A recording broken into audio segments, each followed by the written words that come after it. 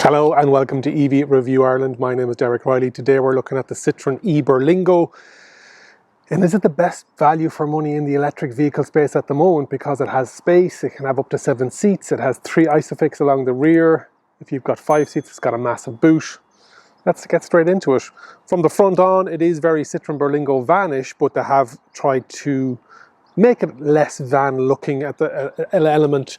You have that front grille with the closed off, because obviously it's an electric vehicle, you don't need the air cooling, but you do have active air cooling underneath. And then you also have that iodized blue electric E with the 2 umlauts on the top of it. You've got your double chevrons, you have your daytime running light up here.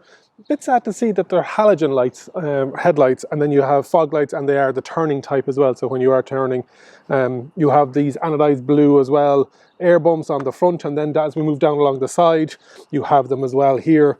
And depending on the market will dictate whether you have choices in those colours. In Ireland, we've got 1 trim level, 1 length, so there comes in sometimes in a medium wheelbase and an extra long. In Ireland, Citroen Ireland have decided just to go with the long wheelbase, and you can spec that out then with either a 5-seater or a 7-seater option. The 5-seater is coming in at, after grants, 36,706. And then the 7-seater option is an extra €1,000 on top of that. But they have stock of these on the ground as it is. We've talked about the front. Moving down along the side, then you have the 16-inch wheels with gloss black alloys, specifically on this trend. On this level, the field pack, you've got your indicator. On the sheet that I have, it says they're body coloured wing mirrors, but obviously they're gloss black. Indicators on the side not built in, and these are retractable. You've got these air bumps on the side with that cladding, body coloured door handles, maybe that's where the mix-up is, and then on the top you've got some gloss black roof rails. Long vehicle. You've got, again, practicality, sliding doors, which is great on both sides. And then you've got your charging port at the back left-hand side. On AC, it's a 7.4 kilowatt charger, and on DC, it goes up to a 100 kilowatt charger. Battery is 50 kilowatt gross, 48 odd usable. So lots of commonalities with the other Stellantis ranges, your Opels, your Peugeots. But I think this is great practicality.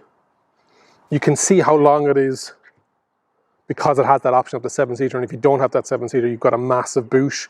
This is also eligible, and it's on the Irish taxi database for a WAV, wheelchair accessible vehicle, because there is a large enough boot in it that will have a wheelchair that can stand up.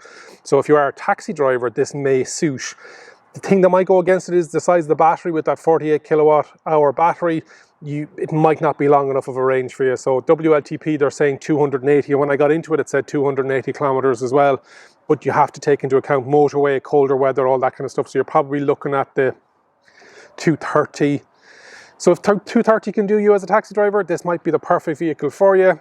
As a family passenger vehicle, I think it's excellent. Again, if that range does it, and if you do need to fast charge, it has the capability of going up to 100 kilowatt hour on DC. So that's the front and the side. Let's have a look around the rear, have a chat, have a go inside, and then take it out for a drive. Moving down along the side, and this is the opposite side, so you've got that sliding door on the other side, and we'll talk about that once we get inside, and we talked about the roof rails already. You've got some halogen vertical brake lights, you've got high-level brake lights, you've got your halogen brake lights, so you've got that glass black spoiler, you've got the ability of opening up that rear mirror if you're tight on space, and you can drop stuff in and out of that. And then you've got this large Citroen badge, kind of like two-tone with gloss black and silver, and you've got your e-Berlingo. Second latch is in underneath there, just above the license plate, and that opens it all the way up, so you may need that extra length to get in and get out. So underneath that parcel shelf that comes all the way back, it is just over 1,000 litres, 1,050 litres to be exact. And that's before you put the seats down. And the seats, when they go down flat.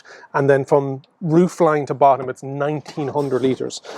Towing capability on the Citroen e-Berlingo is 750 kg. What's it like on the inside of the Citroen e-Berlingo? So on the door, first of all, because it's based on a van, you do get a bit of utilitarian plastic usage going on up here. So stuff that's easily wiped down. There isn't a lot of soft fabrics and soft squidgy plastics. It's more of a harder plastic going on, but that's not a bad thing sometimes. The door itself is, you have all your electric windows, and it's nice to see that in row 2 there are electric windows. If there was a row 3, there are no window opening options, so just remember that. You've the ability to retract your wing mirrors, and you also have the ability to lock the windows as well. You've got a nice flash of colour, and you get that around the bottom of the dash too, and on the doors, and then the door bins are decent size as well, so well able to take my bottle. And it seems that's the only place that my bottle would go if that's where we were putting, because some of the other pockets that are around the place aren't wide enough for that. So door, pretty standard stuff, but it's easy to get into. Seats are good and nice and comfortable, and you have the ability to have the armrest on passenger and driver front seats. Steering wheel is your Citroen, your 3-spoke. On the left hand side is your voice control and your volume, and the ability to change what the dash looks like. And that dash is a 10-inch wide. It's narrow, but it's fully digital. On the right hand side then you have the ability to change. You've got your phone and list options in there, and a bit of gloss black underneath it. Behind that then you have lights on the left hand stalk, and underneath that you have audio, and the right hand stalk then you have your wipers. It is a traditional key. That is, we're getting used to not having them around now. You have the ability to raise and lower your lights, and then you have traction control, and whether you have central, the child locks locked on or not.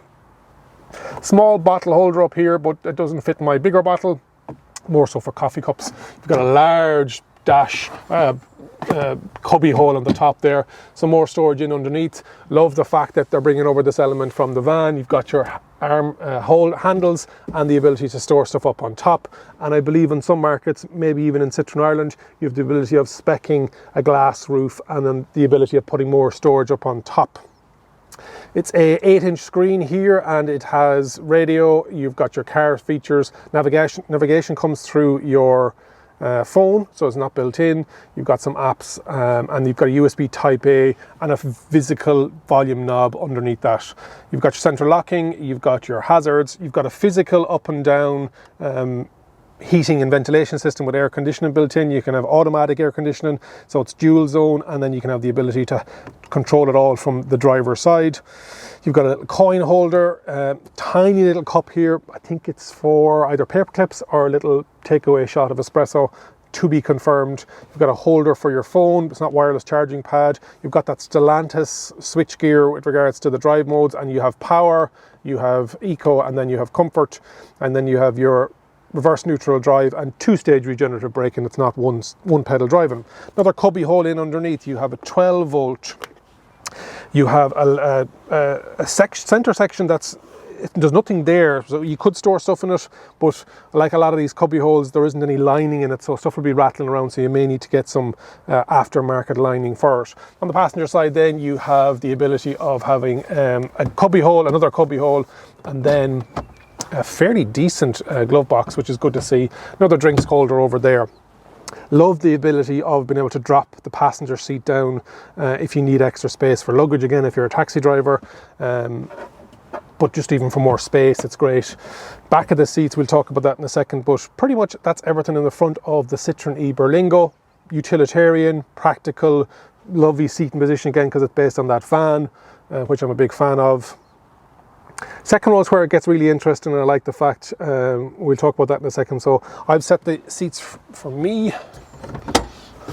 I'd be happy with that. I'm 6'2", 188 centimeters. So let's see what the space is like in the back. Sliding doors on either side. We talked about that when we were on the inside. Nice big step in. We're getting maybe 3 or 4 centimeters in front of my knees. Headroom, we're going to have no issues there. You're probably talking 10, 12 centimeters. The model that they've gone with in Ireland is they have the tables in the back here as well, so something for the kids or the adults in the back to put their stuff onto. With those sliding doors, they're a nice size aperture. You've got your electric windows. These seats don't slide forward, so the ability to be able to fit in beside a tall driver is good. No climate control back here, number one. Number two, I can't find any USB Type-Cs or charging support. So again, it would have been nice if they had the ability to put those in. You've got a pocket behind the driver's seat. These covers look like they're the ability to come off as well. There's some zips going on. So with these seats, there's little tabs on the top of them, and they go all the way flat. So you nearly have a full flat floor all the way through, and they're all individual. They have isofix seats positions either side. Sorry, in all three. So you've got, I get asked that a lot. I'm looking for an electric vehicle that has 3 isofix in the second row. I think this is the first one. I know we've got the EQB. I'm not sure does the Tesla Model X have it as well, but they're not available. But so that's the second row. All these seats can fall flat. They've got isofix. They don't move forward and back. There is no USB type chargers, and unfortunately there is no climate back here, but it's great to see that you have the ability of using electric windows, because sometimes you get those pop-out ones. So let's have a look in the, take it out for a drive. A couple of taxi drivers have reached out to me wondering some questions on the Citroen e-Berlingo, and let me quickly run through what they're asking. So we have price on these before the grant. So I talked about it already. So 36,706 after the grant for non-commercial, non-taxi drivers. So work it backwards there if you are a taxi driver. People ask me about, have I got reviews coming on the e-Space Tour? And I do. The Citroen Ireland are waiting for the larger 75 kilowatt hour battery for that. As I said, this one is the 50 kilowatt hour gross, net about 48 kilowatt hours. E-Traveller comes in 2 sizes on the same platform, obviously, 50 kilowatt and 75 kilowatt. Byron was asking about how does the EMP2 chassis handle compared to others, as it's louder or quieter than its competitors? It's a great question. I haven't tested the other ones, so this will be my first one. So what I'll do is I'll take it for a spin out the N11, maybe come back up on the M50 right at the bottom of it, where we get 120 kilometers an hour, and see what we're like there. There is a large grant available if you are interested in this, because it has that wheelchair grant available. Paul is asking about range. So WLTP, as we talked about already, is 280 kilometers. You're probably near the 220, 230, but it has that faster charge on DC up to 100 kilowatt hours. Charles came in and gave an answer to that. So yeah, you're losing about 40 or 50 kilometers off the WLTP. Speed of charging we talked about already. On the road price, Morris was asking, so we have that there for passengers, but go in and have a chat to your local Citroen's dealers. These are on the ground in Ireland, so you're not waiting for them. Battery size we talked about already, the range, maximum charging capability, and realistic availability in the Irish market, so they're all there. And is it a 7-seater? What is the range, please? Thanks, Atka asked. And so the price I've given you is for the 5-seater, and if you want the 7-seater, it's an extra €1,000. An unusual thing actually that I spotted also in it's this design element here. So the window will go all the way down, but this bit kind of stays there, which is a bit funny, but could be worse things about it. So the seat is lumbar as well in it. I saw when I was putting down the thing. Very good. It's manually adjusted though. And you need to turn the key another way. D for regular mode, and then B for two-stage regenerative braking. And away we go. What's it like driving the Citroen e-Berlingo? I love the seating position. I'm a big fan of vans. As you know, if you haven't already subscribed to the channel, you will know that. Please do if you haven't. We're on a drive to 10,000 subscribers by the end of the year. So all subscribers, comments, likes, engagement of any sort will help the algorithm see that there's an appetite. So we're just going over 7,300 subscribers. Getting back to the van, I like the steering wheel, I like the seating position, I love a seat with an armrest. The driver display I feel is a small bit low. You're looking out and you kind of have to look down to see the actual the driver cluster, the instrument cluster. Visibility is great. Lots of glass in front of me and to the sides, and even the rear view when the headrest is down is actually pretty good. In the middle headrest, when it's up, it starts to get a bit busy, but you can see what's going on back there. Just behind the A-pillar, there's a good big chunk of glass as well, so your blind spots are at a minimum. Now there isn't blind spot detection on this car slash van, and I would love if the wing mirrors were a small bit bigger. They're a bit small in my opinion. Driving wise, you've got those different driving modes we talked about already. Normal, power and eco. and depending on will dictate what you get out of range, but also performance and thermal. So if you go to eco, your thermal air conditioning is limited, and also the throttle. All of the Stellantis cars have a kind of a funny kind of a soft brake system with their electric vehicles. You kind of really have to hold down the brake and then it engages. But what I find is putting it into B mode, the 2-stage regenerative braking, and that kind of smooths it out, which is great. What else have we got going on? Road noise.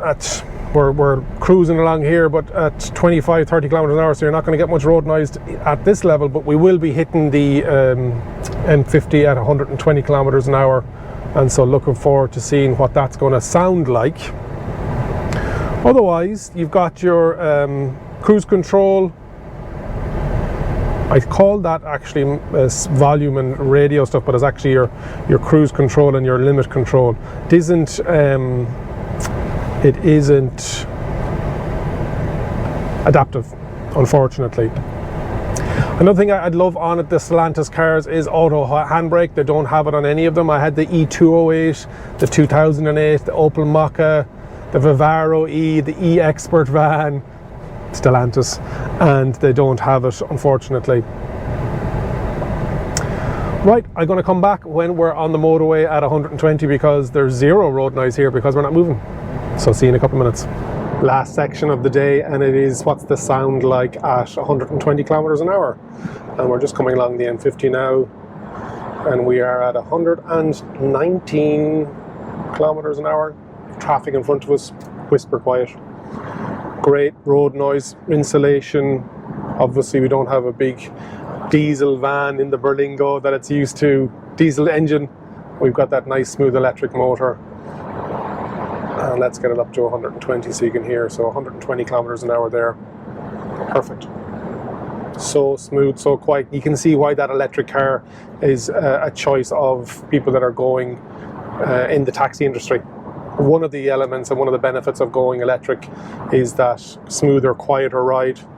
Hopefully you've enjoyed this review of the Citroen e-Berlingo. If you haven't already, make sure you subscribe. Leave a comment and let me know whether you're going to be interested in this or what are you interested in getting. And remember, if you think an EV is for you, leave it to me and I'll review. Thank you very much for watching.